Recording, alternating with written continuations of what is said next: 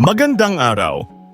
Alam mo ba na araw-araw, gumagawa tayo ng desisyon kung paano gagamitin ang ating oras, pera, pagkain, at iba pang pinagkukunang yaman?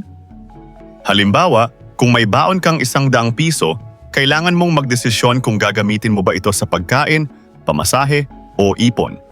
Ganyan din sa isang lipunan. Dahil limitado ang mga pinagkukunang yaman, kailangang pag-isipang mabuti kung paano ito gagamitin. Sa video na ito, pag-uusapan natin ang alokasyon at ang iba't ibang sistemang pang-ekonomiya. Ano ang alokasyon? Ang alokasyon ay tumutukoy sa paglalaan ng takdang dami ng pinagkukunang yaman ayon sa pangangailangan at kagustuhan ng tao. Ginagawa ang alokasyon upang hindi tuluyang maubos ang mga limitadong yamang pinagkukunan sa kalikasan. Mahalaga rin na may malinaw na layunin sa paggamit ng mga yamang ito. Sa madaling salita, ang alokasyon ay paraan ng matalinong paggamit ng limitadong yaman. Halimbawa nito ay ang alokasyon ng oras. Ang oras ay isang yaman na hindi na maaaring ibalik kapag lumipas na. Kaya mahalaga ang tamang paglalaan ng oras para sa trabaho, pamilya, pag-aaral, pahinga, at iba pang gawain. Dito pumapasok ang time management na isang mahalagang aspekto ng personal na alokasyon. Mga uri ng alokasyon. Ngayon naman, pag-usapan natin ang dalawang uri ng alokasyon, ang alokasyong sentralisado at alokasyong desentralisado. Alokasyong sentralisado. Ang alokasyong sentralisado ay uri ng alokasyon kung saan binubuo at itinatakda ng ilang tao, grupo ng tao, or institusyon ang mga desisyon. Sila ang nagtatakda ng mga pangangailangan at kagustuhang sinisikap nilang matugunan. Ibig sabihin, may isang sentro o grupo na nagpapasya kung paano gagamitin at ipamamahagi ang mga pinagkukunang yaman. Alokasyong desentralisado. Samantala, ang alokasyong desentralisado ay uri ng alokasyon kung saan pinahihintulutan ang iba't ibang kasapi ng ekonomiya na gumawa ng impormasyon at magtakda ng pangangailangang nais nilang matugunan. Sa ganitong uri ng alokasyon, hindi lamang iisang grupo ang nagpapasya. Mas marami ang nakikilahok sa paggawa ng desisyon. May dalawang paraan kung paano at sino ang magbibigay halaga sa pinagkukunang yaman. Una ay ang pinag-uutos or command. Dito, itinatakda ng patakaran ng pamahalaan ang gagawing alokasyon. Ikalawa ay ang pakikipagpalitan or exchange. Dito naman, itinatakda ng plano ng bawat kasapi ang magiging alokasyon. Ngayong alam na natin ang kahulugan ng alokasyon, dumako naman tayo sa sistemang pang-ekonomiya.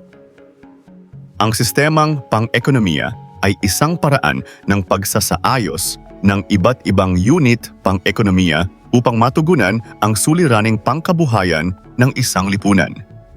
Sa pagtugon sa suliraning pangkabuhayan, kailangang masagot ng isang lipunan ang tatlong mahahalagang tanong. Una, ano-anong kalakal at serbisyo ang dapat likhain at gaano karami nito? Ikalawa, paano lilikha ng mga kalakal at serbisyong ito? At ikatlo, para kanino ang mga malilikhang kalakal at serbisyong ito? Ang sagot sa mga tanong na ito ang nagsisilbing gabay ng isang lipunan sa paggamit ng kanilang mga pinagkukunang yaman. Ngayon naman ay alamin na natin ang iba't ibang sistemang pang-ekonomiya. May 4 na pangunahing uri nito: traditional, market, command, at mixed. Unahin natin ang traditional. Ito ang pinakaunang anyo ng sistema. Ito ay nakabatay sa tradisyon, kultura, at paniniwala. Sa ganitong sistema, ang paraan ng pamumuhay at paghahanap buhay ay karaniwang ipinapasa mula sa isang henerasyon patungo sa susunod. Halimbawa, ang mga batang pinalaki sa bukid ay maaaring maging mga magsasaka kapag nasa hustong gulang na.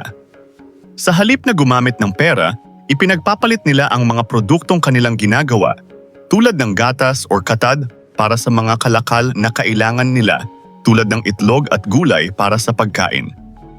Batay sa tradisyonal na ugnayan ng pamilya at komunidad, malamang na makipagpalitan sila sa parehong mga tao na nakikipagkalakalan sa kanilang mga magulang at lolo't lola. Sunod naman ay ang market o sistemang nakabatay sa malayang pamilihan. Sa sistemang ito, ang production at distribusyon ng mga produkto at serbisyo ay nagaganap sa mekanismo ng malayang pamilihan na ginagabayan ng isang sistemang malayang pagtatakda ng halaga. Ibig sabihin, ang presyo, produksyon, at distribusyon ng produkto ay kadalasang nakabatay sa demand at supply sa pamilihan. Halimbawa nito ay isang sistema kung saan ang mga gumagamit at individual ay gumagawa ng mga desisyon batay sa kanilang sariling interes, at ang pamahalaan ay hindi gumaganap ng mahalagang papel sa ekonomiya. Isang halimbawa ng bansang gumagamit nito ay ang Estados Unidos. Pagkatapos ng market, meron namang command. Sa sistemang ito, ang pangunahing nagmamay-ari ng karamihan sa pinagkukunang yaman ay ang pamahalaan. Ibig sabihin, ang pamahalaan ang may malaking kontrol sa produksyon, distribusyon, at paggamit ng mga pinagkukunang yaman. Halimbawa, sa pamamagitan ng pagmamay-ari ng lahat ng mga bahay at pagtatakda ng kanilang mga presyo ng naaayon, pinananatili ng gobyerno na mababa ang halaga ng pabahay. Katulad nito, libre ang pangangalagang pangkalusugan at edukasyon sa mga ospital at paaralang pinapatakbo ng gobyerno. Ang huling sistemang pang-ekonomiya ay ang mixed or magkahalong sistema. Dito pinaghahalo ang katangian ng market at command. Ibig sabihin, may bahagi ng ekonomiya na pinapatakbo ng pribadong sektor at meron ding bahagi na pinamamahalaan o sinusuportahan ng pamahalaan. Halimbawa, sa isang magkahalong sistema, nagbibigay ang gobyerno ng mga serbisyong panlipunan tulad ng pangangalaga sa kalusugan at edukasyon, ngunit ang pribadong sektor ang nagtutulak sa karamihan ng ekonomiya. Isang halimbawa ng bansang gumagamit nito ay ang Sweden. Bago tayo magtapos, sagutin muna natin ang ilang mahahalagang tanong para mas malinaw ang aralin. Bakit mahalaga na may alokasyon sa mga pinagkukunang yaman? Mahalaga ang alokasyon dahil limitado ang mga pinagkukunang yaman. Hindi sapat ang mga ito para matugunan ang lahat ng pangangailangan at kagustuhan ng tao. Sa pamamagitan ng alokasyon, nagagamit ang mga yaman ng mas maayos at may malinaw na layunin. Paano pinagpapasyahan ang alokasyon? Ibigay ang tatlong isyong dapat pagpasiyahan. Ang alokasyon ay maaring pagpasiyahan sa paraang sentralisado o desentralisado. Sa sentralisado, ilang tao, grupo, o institusyon ang nagpapasya. Sa desentralisado, mas maraming kasapi ng ekonomiya ang nakikilahok sa paggawa ng desisyon. Ang tatlong isyong dapat pagpasiyahan ay kung ano ang lilikhain at gaano karami, paano ito lilikhain, at para kanino ito gagawin. Paano natutukoy ang sistemang pang-ekonomiya na dapat ipatupad ng bawat lipunan?